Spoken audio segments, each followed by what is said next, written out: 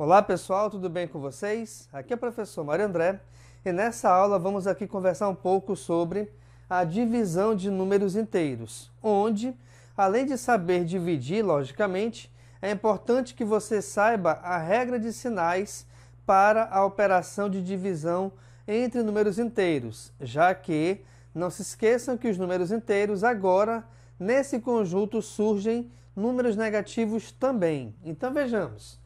Quando você dividir dois números positivos, o resultado será sempre positivo. Quando você dividir dois valores negativos, o resultado continuará sendo positivo. Quando você dividir dois números com sinais diferentes, o resultado será sempre negativo. Se você reparar bem aqui, essa regra de sinais é a mesma regra utilizada para a multiplicação de números inteiros, beleza? Então vejamos. Aqui, por exemplo, eu tenho aqui menos com menos é mais, 4 dividido por 2 é 2. Mais com menos é menos, 6 dividido para 1 é 6. Bacana. Menos com mais é menos, 10 dividido para 5 é 5. Mais com mais é mais, 80 dividido para 8 é 10. Galera, uma coisa importante a reparar aqui é o seguinte. Nesses 4 exemplos que eu peguei agora, todos eles tiveram seu resultado exato, já que são múltiplos. Mas não se esqueçam que, de repente, você pode dividir dois valores ou dois números inteiros quaisquer e o resultado não pertencer ao conjunto dos números inteiros. Por exemplo, vamos supor que eu pegue para dividir menos 30 dividido por mais 7. Esse resultado aqui, essa divisão, aliás, ela é possível ser feita com toda certeza. Mas o resultado aqui, ele não é exato. Por quê? Porque não existe nenhum número que multiplicado por 7 vai chegar a 30 de forma exata. O que a gente sabe aqui é que, de repente, esse valor aqui vai ser 4, alguém.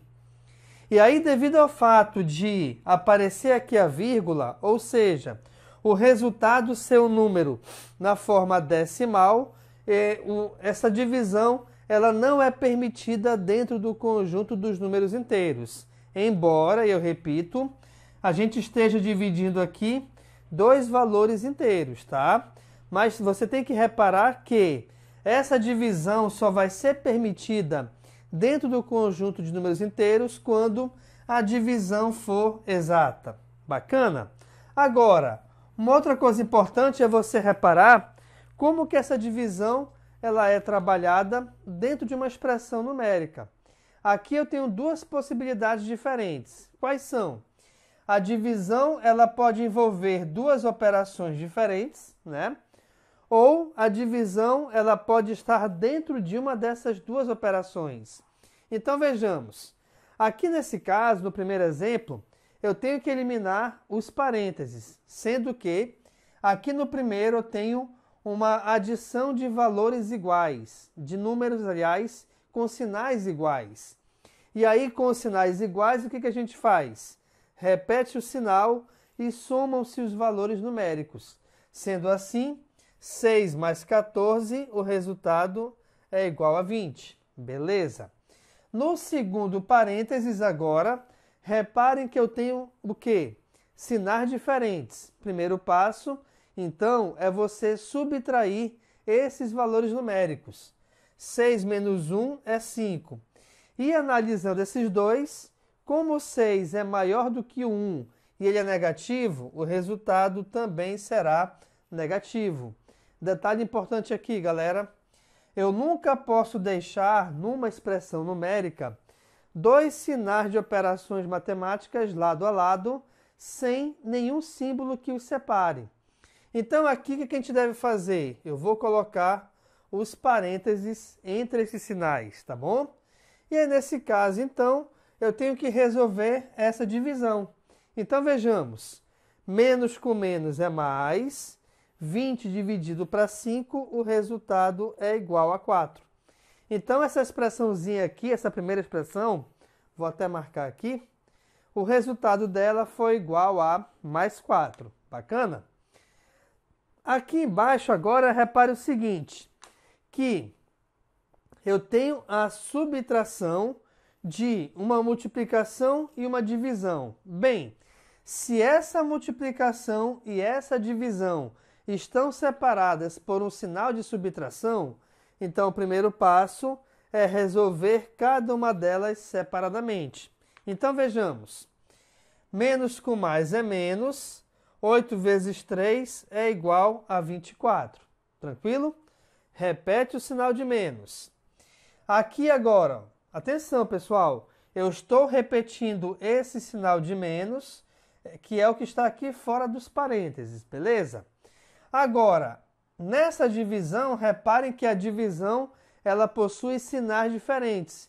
E como nós vimos aqui na tabela, a divisão de sinais diferentes me dá como resultado sempre um valor negativo.